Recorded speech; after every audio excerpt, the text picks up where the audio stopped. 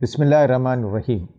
School leaders یعنی school management committee کے ذمہ داران، السلام علیکم۔ آج کا ہمارا یہ پروگرام نیو ایجوکیشن پالیسی کے حوالے سے ہے۔ آپ جانتے ہیں کہ 2020 اگست کے مہینے میں اس گورنمنٹ نے ایجوکیشن پالیسی کو انرول کیا، ایجوکیشن پالیسی کو دیش کے سامنے پیش کیا۔ نیو ایجوکیشن پالیسی میں جہاں اکیڈمک کے حوالے سے بہت ساری چیزیں ہیں، وہیں اسکول مینجمنٹ کے متعلق بھی بہت ساری چیزیں ہیں۔ تو وہ باتیں جو NEP میں بیان کی گئی ہیں اور NEP کی روشنی میں جو اسٹیٹ گورنمنٹ اب ڈیسیجن لیں گی یا ڈیسیجن لے رہی ہیں، ان کو ذہن میں رکھتے ہوئے اسکول لیڈرز کو، اسکول مینجمنٹ کو کیا کام کرنا چاہیے، کیا تیاری کرنا چاہیے، وہ میں آپ کے سامنے رکھوں گا ون بائی ون۔ اور یہ چیزیں ایسی ہیں کہ اس پر آپ کو سیریس تھاٹ دینا ہے، ورنہ ایسا بھی ہو سکتا ہے کہ آج آپ کا اسکول بہترین انداز سے چل رہا ہے، کل کسی وجہ سے نوٹس سر ہوگی اور پھر اس کے بعد آپ کے اسکول کو بند کر دیا جائے گا۔ اس لیے ہمیں چاہیے کہ ہم ڈاکیومنٹس کے اعتبار سے، ڈاکیومنٹیشن کے اعتبار سے، گورنمنٹ کے جو پیرامیٹرز ہوتے ہیں، گورنمنٹ کے جو نارمز ہوتے ہیں، ان کو فلفل کرنے کی بہت زیادہ کوشش کریں۔ بعض وقت ہمارا یہ رویہ ہوتا ہے کہ یہ مائنورٹیز پر ظلم ہو رہا ہے، مائنورٹیز کے لیے ایسا کیا جا رہا ہے، اس لیے ہم پروٹیسٹ کریں گے، ہم کورٹ کچہری جائیں گے۔ اس طرح کی ایک دھارنا، اس طرح کا تصور پیدا ہوتا ہے۔ ٹھیک ہے، اگر ہمارے کچھ بنیادی حقوق، ہمارے جو رائٹس ہیں جو کانسٹیٹیوشن نے دیے ہیں، اگر ان کا ویولیشن ہو رہا ہے تو ڈیفینیٹلی ہم کورٹ جا سکتے ہیں۔ لیکن بہت ساری چیزیں ایسی ہوتی ہیں جو ریگولیشن سے متعلق ہوتی ہیں، تو اس میں کورٹ جانے کے لیے تھوڑا دقت پیش آتی ہے۔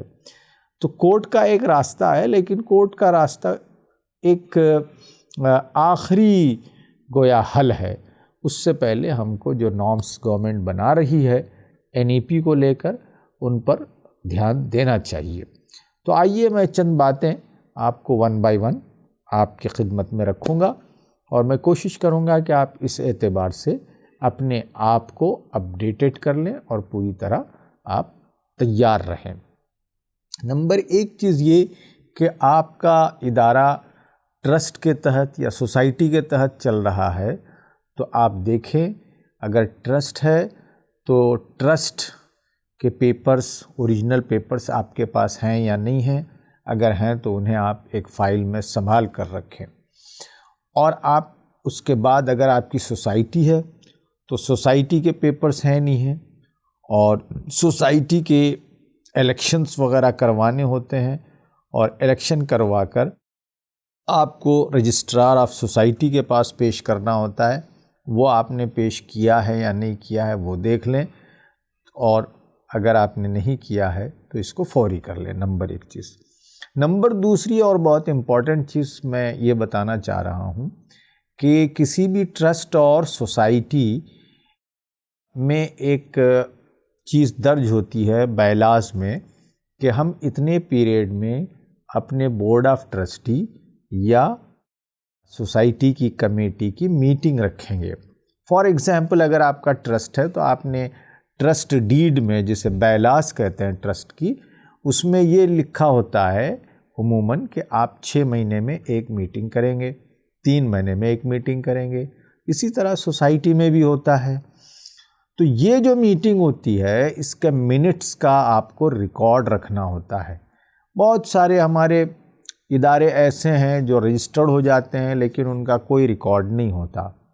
تو آپ ایک رجسٹر لازماً بنائیں جس میں سارے منٹس ہوں، اور آپ نے چونکہ لکھا ہے کہ 6 مہینے میں ٹرسٹ کے بورڈ کی میٹنگ ہوگی، تو وہ میٹنگ ہونا چاہیے، اور اس میں جو ریزولوشن پاس ہوتے ہیں وہ سارے اس میں درج ہونا چاہیے، ریکارڈ میں ہونا چاہیے۔ اگر آپ نے ماضی میں ایسے میٹنگ نہیں کیے ہیں اگر کیے ہیں بھول گئے ہیں نوٹ کرنا یا انہیں آپ نے کمپائل نہیں کیا ہے تو اب بھی آپ اپنے ریکارڈ کو صحیح کر لیں، نوٹ کر لیں اور اس میں آپ تمام ٹرسٹیز کی سائن لے لیں۔ یہ کام بالخصوص پراپرٹیز کے حوالے سے بہت ضروری ہوتا ہے۔ آپ نے کوئی لینڈ خریدی ہے، کوئی بڑی بلڈنگ کرائے پہ لی ہے، کسی کو پیسہ دیا ہے تو اس کا ریزولیشن پاس کرنا ضروری ہوتا ہے، ورنہ کسی وقت بھی income tax department, E D department یا رجسٹرار آف سوسائٹیز آپ کے ان منٹس بک کو طلب کر سکتا ہے، کال کر سکتا ہے، اس کو ڈیمانڈ کر سکتا ہے کہ یو سبمٹ یور ریزولیشن بک، آپ کو سبمٹ کرنا پڑتا ہے۔ اف یو ڈونٹ سبمٹ وہ آپ کو پینلائز کرتے ہیں، تو اس کا پورا دھیان رکھیے۔ دوسری چیز این ای پی نے بہت زور دیا ہے کہ اسکولوں کے انکم اینڈ ایکسپینڈیچرز کا ریکارڈ ٹرانسپیرنٹ ہونا چاہیے۔ اس کا مطلب یہ کہ آپ سارا ریکارڈ ٹھیک ٹھاک رکھیں اور وہ ریکارڈ ہر سال یا گورنمنٹ جو بھی آرڈر پاس کرے گی، پیریوڈیکلی کہا گیا ہے، 6 مہینے بھی ہو سکتا ہے، 3 مہینے بھی ہو سکتا ہے، تو پیریوڈیکلی جو بھی اسٹیٹ گورنمنٹ ڈیسائیڈ کرے گی آپ کو نوٹس آئے گی، پیریوڈیکلی آپ کو اپنے انکم اینڈ ایکسپینڈیچر اکاؤنٹ کو شو کرنا پڑے گا۔ بہت سارے ادارے آج بھی اکاؤنٹ پراپر نہیں رکھتے، تو آپ اکاؤنٹ پراپر رکھیں۔ اس اکاؤنٹ میں ایک چیز یہ ہے کہ جو آپ فی کلیکٹ کرتے ہیں اس پر فی الوقت ٹیکس نہیں ہے، لیکن آپ کوچنگ سینٹر چلاتے ہیں تو کوچنگ سینٹر پہ 18% جی ایس ٹی ہے، اور اسی طرح اگر آپ نوٹ بک بیچتے ہیں اور آپ یونیفارم بیچتے ہیں، اسٹیشنری بیچتے ہیں، تو پھر اس کا بھی جی ایس ٹی ادا کرنا ہوتا ہے۔ اور اس کے لیے یعنی یونیفارم کے لیے، نوٹ بک کے لیے ایک الگ بزنس اینٹیٹی کو، ایک بزنس ادارے کو رجسٹر کرنا ہوتا ہے۔ اگر آپ اسکول کے نام سے ہی بیچ رہے ہیں تو یہ افینس ہے، اس سے آپ کو بچنا چاہیے ورنہ آپ کو پینلائز کیا جائے گا۔ اگر آپ اس طرح کی ایکٹیویٹی کرتے ہیں، ڈریس وغیرہ بیچتے ہیں، تو آپ ایک الگ سے ایک چھوٹا سا فرم رجسٹر کروائیے اور وہ فرم یہ بزنس کرے گا، اس کے ریٹرن جی ایس ٹی آپ فائل کرتے رہیں۔ اکاؤنٹس میں ایک اور اہم چیز یہ ہے کہ آپ اپنے اکاؤنٹ کا ATG اور 12A حاصل کرنے کی کوشش کریں۔ یہ کسی بھی آپ چارٹر اکاؤنٹنٹ سے معلوم کر سکتے ہیں یا فیمی نے اس کا انتظام کیا ہے۔ آپ کو اگر اس کی ضرورت ہے تو فیمی نے ایک اکاؤنٹنٹ کو، کمپیٹنٹ اکاؤنٹنٹ کو ہائر کیا ہے۔ جو یہ پروگرام دیکھ رہے ہیں، میں ان سے گزارش کروں گا کہ اگر آپ کو اس سلسلے میں کوئی مدد چاہیے تو آپ کمنٹ باکس میں لکھیں، آپ تک میں ٹیلی فون نمبر فراہم کر دوں گا، آپ اس چارٹر اکاؤنٹنٹ سے بات کر لیں۔ یہ دوسری بات ہو گئی۔ تیسری بات نیو ایجوکیشن پالیسی کے تحت یہ ہے کہ ٹیچرز کا اپوائنٹمنٹ، ٹریننگ اور ان کی ریگولیشن اب کی جائے گی۔ ابھی تک آپ میٹرک پاس، PUC یعنی 10+2 پاس یا گریجویٹس ٹیچرز کو ایبزارب کرتے تھے، لیکن آنے والے دنوں میں ایسا نہیں ہوگا۔ BEd ٹیچرز یا DEd ٹیچرز کا ہونا بے انتہا ضروری ہے۔ وہ آپ کو فل کرنا پڑتا ہے جو آپ ڈیٹیلز ایجوکیشن ڈپارٹمنٹ کو دیتے ہیں۔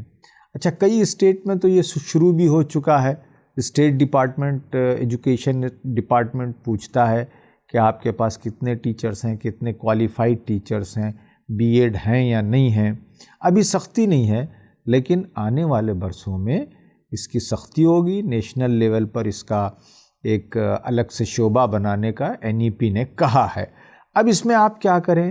دیکھیے، ہر اسکول میں اچھی ہماری ٹیچرز ہوتی ہیں جنہیں ہم نہیں چاہتے ہیں کہ چھوڑیں، وہ ہمارے اسکول کا ایسٹ ہوتی ہیں، یا پھر اسکول چلانے والوں کے رشتے کی بہت ساری خواتین ہوتی ہیں جو اس میں انگیج رہتی ہیں۔ تو ایسے ٹیچرز کے لیے NIOS national institute of open schooling, اس کا ایک ڈپلومہ ان ایجوکیشن کے نام سے ایک کورس ہے جو 10+2 کے بعد کروایا جاتا ہے۔ آپ NIOS کی ویب سائٹ پر جائیے اور یہ کورس کرسپونڈنس کورس ہے، 2 سال کا بہترین کورس ہے۔ آپ کی ٹیچرز جو BEd نہیں کی ہیں ان کو کم سے کم آپ یہ DEd کروا دیجئے، تو کم سے کم وہ پرائمری اسکول میں کام کرنے کے لیے اتھرائزڈ ہوں گی، ورنہ آپ کو آگے چل کر مشکلات پیش آ سکتی ہیں، اس کا آپ خیال رکھیے۔ ایک اور چیز جو بہت امپورٹنٹ ہے NEP کی طرف سے وہ ہے انفراسٹرکچر، اسکول کا انفراسٹرکچر کیسے ہو۔ اوکے، میں بعض اسٹیٹ میں دیکھتا ہوں کہ بہت منیمم انفراسٹرکچر ہے اور اس کے ذریعے اسکول میٹرک تک چل رہی ہے، لیکن آنے والے برسوں میں ایسا نہیں ہوگا۔ گورنمنٹ آپ کو نوٹس ایشو کر دے گی کہ یہ پیرامیٹر ہیں، انفراسٹرکچر اتنا چاہیے اور اس کے اندر فائر بریگیڈ کا انتظام ہونا چاہیے، فائر ایکسٹنگویشرز، فائر کو فائٹ کرنے والے انسٹرومنٹ لگنے چاہیے، اور وہاں آپ کے بلڈنگ تک اپروچ کے لیے، بلڈنگ تک جانے کے لیے اتنا اسپیس چاہیے کہ اس میں فائر بریگیڈ جا سکے۔ بعض اسکول ہمارے تنگ گلیوں میں ہوتے ہیں تو ویسے اسکولوں کو شاید ان کا پرمیشن وتھ ہولڈ کر لیا جائے گا اور یہ کہا جائے گا کہ اب آپ یہاں سے شفٹ کریں اور کسی اچھی جگہ آپ اسکول کو قائم کریں۔ اسی طرح اسکولوں کے کلاس روم کو لے کر ہے، 18x22 فیٹ کا منیمم کلاس روم چاہیے۔ ہمارے بہت سارے اسکولوں میں اس سے کم اسپیس کے ڈائمنشن کے کلاس روم ہوتے ہیں، تو ایسے اسکولوں کو جو انفراسٹرکچر کے لحاظ سے کمزور ہیں ان کو فی الوقت غور کرنا چاہیے، ورنہ گورنمنٹ نے یہ کہا ہے کہ ہم اسکولوں کا امالگمیشن کر دیں گے۔ کریں گے یہ کہ آپ کے اسکول کے بچوں کو کوئی قریبی اسکول جس میں زیادہ اسٹرینتھ ہے، جن کے پاس زیادہ اسپیس ہے، انفراسٹرکچر زیادہ ہے، وہاں پر ان کو ایڈمٹ کروا دیا جائے گا اور آپ سے کہا جائے گا کہ آپ 2 سال 5 سال میں اپنا انفراسٹرکچر ڈیولپ کیجئے اور اپنے پرمیشن کو رینیو کر لیجئے۔ اس لیے ہم یہ چاہتے ہیں کہ آپ ابھی سے یہ نیا انفراسٹرکچر بنانے کی کوشش کریں۔ اگر آپ کے پاس اویلیبل ہے لینڈ تو اس میں ویل ڈیزائن بلڈنگ بنائیں، یا پھر قریب میں کوئی لینڈ لیں اور اس پر کنسٹرکشن کا کام شروع کر دیں۔ طریقہ بتانے سے پہلے ایک چیز میں یہ کہتا چلوں کہ بہت سارے ہمارے مینجمنٹ کے افراد کہتے ہیں کہ سر اتنی بلڈنگ ہے، اب ہم نئی بلڈنگ نہیں لے سکتے ہیں، ہمارے پاس فنڈز کی کمی ہے۔ تو اس کا ایک سلیوشن ہے اور یہ سلیوشن بڑا عام ہے لیکن ہم لوگ اس کو بہت کم جانتے ہیں۔ سلیوشن یہ ہے کہ آپ کچھ پیسے والے حضرات کو کیچ کریں، اہل خیر حضرات کو کیچ کریں، یا وہ حضرات کو کیچ کریں جن کے پاس فاضل پیسہ ہے اور وہ ایک اچھے کام میں اس کو لگا سکتے ہیں۔ یہ چندہ نہیں ہوگا، یہ کیا ہوگا، آپ ایک پارٹنرشپ فرم بنائیں گے۔ اگر 5-6 لوگ مل رہے ہیں تو پارٹنرشپ فرم بنے گی۔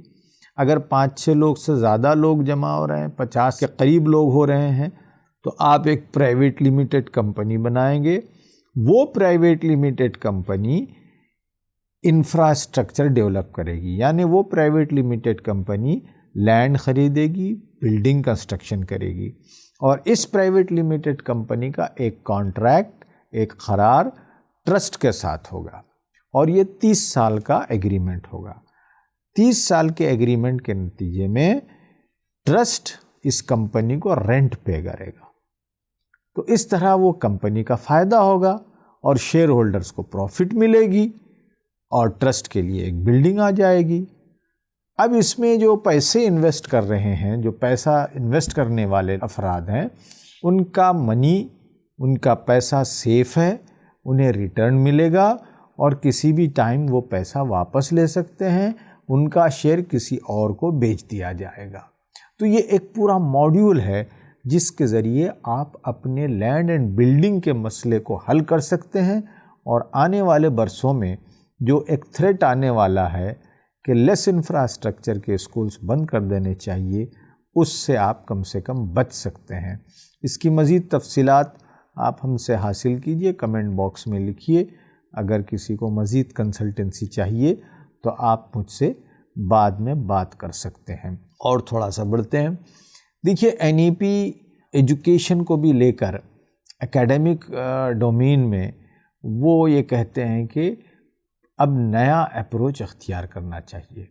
نئے اپروچ میں یہ ہے کہ ٹیچرز ٹرینڈ ہو، نئے اپروچ میں یہ ہے کہ آپ کے پاس ICT کا انتظام ہو۔ ICT مطلب انفارمیشن اینڈ کمیونیکیشن ٹیکنالوجی کا انتظام ہو، تو آپ کو وہ کرنا ہے۔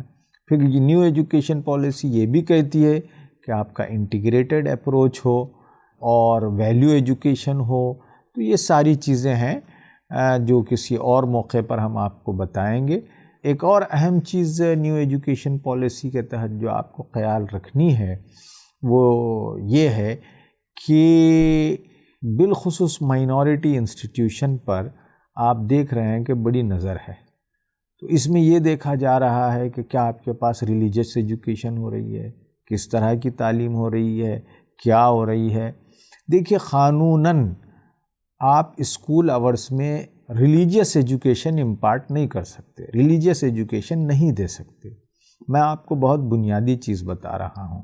اگر کوئی آپ کے پاس انسپیکشن کے لیے آتا ہے اور پوچھتا ہے کہ کیا صاحب یہ دینیات کا آپ کب پڑھاتے ہیں، تو ہمارے بہت سارے بھولے بھالے ٹیچرز کہتے ہیں صاحب یہ ریگولر پیریڈ ہے، یہ ٹائم ٹیبل میں ہے، فلاں ہے، یہ ہے۔ آپ ہینس فورتھ ہماری یہ گزارش ہے، آپ اس پر سوچئے، غور کیجئے کہ دینیات کا جو سبجیکٹ، عربک اسٹڈیز کا جو سبجیکٹ، اس کا کوئی ڈاکیومنٹ آپ مین اسٹریم ڈاکیومنٹ کے ساتھ نہ بنائیں۔ اس کا ڈاکیومنٹ، اس کی معلومات الگ کر دیں، اس کا ٹائم ٹیبل بھی الگ ہو، مین ٹائم ٹیبل میں اس کا تذکرہ نہ ہو۔ اگر آپ اس کا تذکرہ کر دیتے ہیں تو پھر آپ کو دشواری پیش آ سکتی ہے۔ اور اسی طرح آپ جو بکس استعمال کر رہے ہیں وہ بکس بھی آپ سوچ سمجھ کر استعمال کریں۔ اب تو خیر ایسے کوئی بکس نہیں ہیں جس میں اسلام کا تذکرہ زیادہ ہوتا ہے۔ پہلے کچھ پبلیکیشن سے ایسی کتابیں آ رہی تھی، اب آپ تو جنرل بکس ہی استعمال کر رہے ہوں گے یا گورنمنٹ بکس استعمال کر رہے ہوں گے۔ لیکن دینیات کا جو آپ سبجیکٹ یا گھنٹہ لے رہے ہیں اس کی دو شکلیں ہیں۔ ایک اس کو ویلیو ایجوکیشن بنائیں کہ ہم ویلیو ایجوکیشن دے رہے ہیں جو NEP میں کہا گیا ہے۔ دوسرا یہ کہ آفٹر اسکول آورس ہم بچے کو ویلیو ایجوکیشن اور کچھ بیسک ریلیجس ایجوکیشن دے رہے ہیں، اور یہ ان کو دے رہے ہیں، یہ میں بہت امپورٹنٹ چیز بتانے جا رہا ہوں، یہ ان کو دے رہے ہیں جن کے پیرنٹ ولنگلی یہ چاہتے ہیں۔ اب یہ ولنگلی چاہتے ہیں یہ بتانے کے لیے آپ کو ڈاکیومنٹ کرنا پڑے گا۔ آپ ایک چھوٹا سا فارمیٹ بنائیے جس میں ایک پیرنٹ کے طرف سے ریکویزیشن ہو کہ ہمارے بچے کو آفٹر اسکول آورس آپ basic religious education and value education impart کریں، پیرنٹ کی سگنیچر اس میں ہو۔ یہ آپ اپنے پاس ڈاکیومنٹ کر لیں، ورنہ اب بعض اسکولوں کو ہراس کیا جا رہا ہے کہ آپ کیوں ریلیجیس ایجوکیشن ساتھ میں امپارٹ کر رہے ہیں، اور آپ کے مارک شیٹ میں ریلیجیس ایجوکیشن کا تذکرہ، دینیات کا تذکرہ نہ ہو۔ دینیات کے لیے اسسمنٹ شیٹ آپ علیحدہ سے بنا لیجئے، دینیات کے لیے آپ جو مارکس شیٹ ہوتی ہے اس کو ٹوٹلی آپ الگ رکھیں۔ تو اس طرح یہ ذرا سا آج کل سینسیٹیو معاملہ ہو گیا ہے، تو اس کا آپ ضرور خیال رکھیں۔ آخری بات یہ کہ اسکولس اب ان اتھرائزڈ اسکول رفتہ رفتہ ختم ہو جائیں گے۔ بہت سارے اسٹیٹ میں ختم ہو چکے ہیں، اور اب کئی اسٹیٹس میں یہ مہم چل رہی ہے کہ ان اتھرائزڈ اسکولس کو ایلیمینیٹ کر دیں۔ تو اگر آپ کے اسکولس ان اتھرائزڈ ہیں تو انہیں آپ ضرور اتھرائزڈ کر لیں۔ اگر اسکول نہیں ہے، مدرسہ ہے، تو اس مدرسے کو آپ NIOS کے ساتھ ایفیلیٹ کرا دیجئے۔ NIOS کے ساتھ جوڑنا بہت آسان کام ہے۔ NIOS کے 3 پروگرام ہوتے ہیں، گریڈ 5، گریڈ 8 اور گریڈ 10۔ یہ تینوں کو حاصل کرنے کے لیے آپ اپلائی کریں۔ اس کے تفصیلات ہیں، اس کی ویب سائٹ پر جائیے آپ۔ اگر آپ کو اس سلسلے میں کوئی مدد کی ضرورت ہے تو آپ کمنٹ باکس میں لکھیں، انشاءاللہ ہم اس سلسلے میں آپ کی رہنمائی کرنے کی کوشش کریں گے۔ تو اگر آپ NIOS کا سینٹر لے لیتے ہیں تو ممکن ہے، یہ پوری طرح سلیوشن نہیں ہے لیکن کسی حد تک یہ سلیوشن ہے اور آپ کو راحت مل سکتی ہے، لیکن آپ پوری طرح رجسٹریشن پروسیس کو جلد از جلد مکمل کر لیں، اس سلسلے میں کسی قسم کی تساہلی نہ برتیں۔ آپ کے اسکول کے پراپرٹی کے ڈاکومنٹس کو پوری طرح اچھا رکھیں۔ اگر آپ کا اسکول شہر میں ہے تو میں ایک بہت اہم انفارمیشن دینے جا رہا ہوں، وہ یہ انفارمیشن ہے کہ سپریم کورٹ نے کہا ہے کہ اسکول بلڈنگ سے میونسپیلٹی کارپوریشن ٹیکس نہیں لے سکتی، ٹیکس ایگزمپشن ہونا چاہیے۔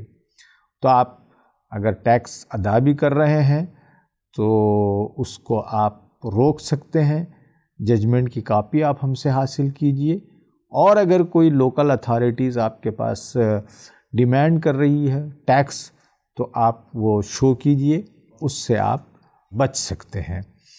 پھر آنے والے برسوں میں ہو سکتا ہے کہ مدر ٹنگ کو لے کر مسئلہ ہوگا، کیونکہ گورنمنٹ چاہتی ہے کہ ہر بچہ مدر ٹنگ میں پڑھے، لیکن انگلش کا اتنا غلبہ ہے کہ شاید آپ کو کوئی زیادہ مسئلہ پیش نہیں آئے گا۔ نیو ایجوکیشن پالیسی نے لینگویجز کو لے کر بھی ایک پالیسی کو ایکسپلین کیا ہے، اور وہ 3 لینگویج فارمولا ہے۔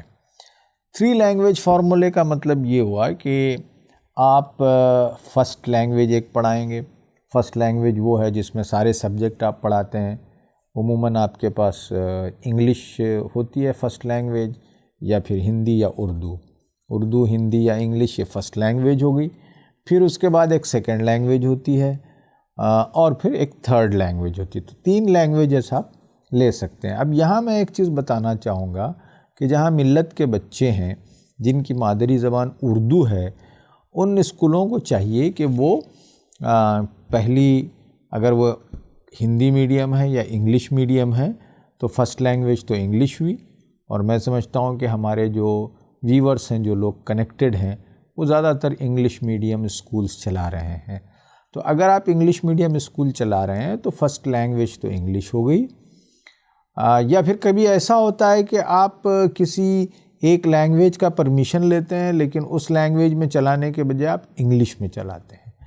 ان بوتھ دا کنڈیشنز آپ پہلے تو فرسٹ لینگویج میں چلائیں گے، اگر فرسٹ لینگویج انگلش ہے تو سیکنڈ لینگویج آپ یا تو اردو لیں یا پھر آپ کی ریجنل لینگویج لے لیں، یا پھر اگر آپ سیکنڈ لینگویج ریجنل لینگویج لے رہے ہیں تو کم سے کم تھرڈ لینگویج اردو لازماً لیں، اور آپ کے 3 لینگویج فارمولا میں اردو کو لازماً جگہ دیں۔ یہاں میں ایک چیز بتانا چاہوں گا کہ ہم جب اکثر اسکولوں میں جاتے ہیں ساؤتھ انڈیا کے، تو وہ، یا پھر نارتھ انڈیا میں بھی، تو نارتھ انڈیا میں کبھی ایسا ہوتا ہے کہ وہ 2 لینگویج فارمولا پہ ہی اکتفا کر لیتے ہیں، اور ایسا کبھی کبھی کہیں گنجائش نکل جاتی ہے۔ تو ہماری یہ اپیل ہے کہ آپ اردو ایک سبجیکٹ ضرور رکھیں۔ بعض پیرنٹس کا کہنا یہ ہے کہ نہیں سر، ہم اردو کے بجائے ہندی رکھتے ہیں، اس لیے کہ ہندی ایک نیشنل لینگویج ہے اور بچہ جب نارتھ کو جائے گا تو ہندی سے کچھ فائدہ ہوگا اس کو۔ تو یہ ایک بہت بڑا مسکنسیپشن ہے۔ پیرنٹس یہ سمجھتے ہیں کہ ہندی لینے سے بچے کو فائدہ ہوگا۔ دیکھیے، تھرڈ لینگویج ہندی لینے سے بچہ وہ ہندی اتنی نہیں سیکھ سکے گا جتنی کہ ہندی سے اس کو بینیفٹ ہو۔ وہ ہندی کا اخبار بھی نہیں پڑھ سکتا، ہندی کے بڑے نوٹیفیکیشن دیکھنا یا بڑی کتابیں پڑھنا یا گورنمنٹ کے سرکولر پڑھنا تو بڑی دور کی بات ہے۔ وہ تھرڈ لینگویج جب ہندی لیتا ہے تو بہت معمولی قسم کی ہندی وہ پڑھ پاتا ہے۔ اس کے بجائے اگر بچہ اردو لیتا ہے تو یہ اس کی مادری زبان ہوتی ہے، اور اردو اگر وہ لیتا ہے تو تمام ماہرین تعلیم، ایجوکیشن سائیکالوجسٹ اینڈ ایکسپرٹس کا یہ کہنا ہے کہ جو بچے اپنی مادری زبان سیکھتے ہیں مادری زبان میں کچھ پڑھتے ہیں لٹریچر وغیرہ تو ان کے اندر کریٹیوٹی ڈیولپ ہوتی ہے. کریٹیوٹی کی وجہ سے وہ سبجیکٹ کو اچھا پڑھ سکتے ہیں اور آگے چل کر وہ ایکسل ہو سکتے ہیں، وہ اچھا پرفارم کر سکتے ہیں. اور پھر آپ کو یہ بھی بتاتے چلیں کہ ہمارا زیادہ دینی سرمایہ، ریلیجیس جو ہمارا سرمایہ ہے وہ اردو میں ہے. اگر آپ بچے کو اردو پڑھا رہے ہیں، اردو سکھا رہے ہیں تو آپ بچے کو دین سے قریب بھی کر رہے ہیں. لیکن بڑا فیشن بن گیا ہے کہ اردو کا مطلب سمجھتے ہیں بڑی انفیریئر لینگویج ہے.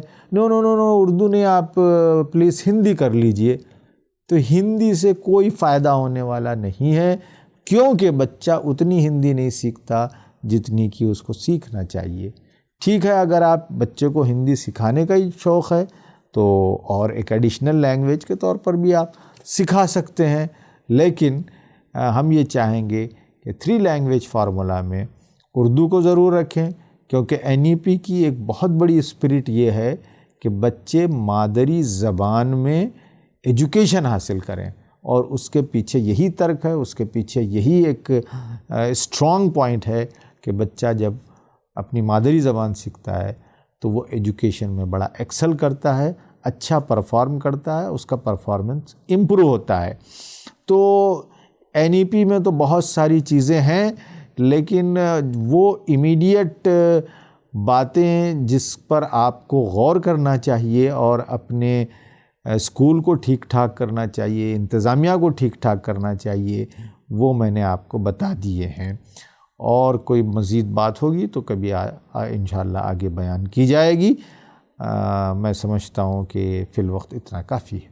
تو NEP کے حوالے سے یہ چند باتیں بہت ہی امپورٹنٹ تھی. آپ کو لگ رہی تھی معمولی باتیں، لیکن آپ دیکھیں 1 2 3 4 5 کر کے کہ آپ کے پاس وہ ساری چیزیں ہیں یا نہیں ہیں. اگر کسی قسم کی آپ کو ضرورت ہے تو آپ ضرور کمنٹ کریں اور ہم سے مزید رہنمائی حاصل کریں. امید کہ آپ کو ہمارا یہ ایپیسوڈ پسند آیا ہوگا اور یہ آپ کے لیے کام کا ہوگا ایز اے اسکول لیڈر. بہت بہت شکریہ.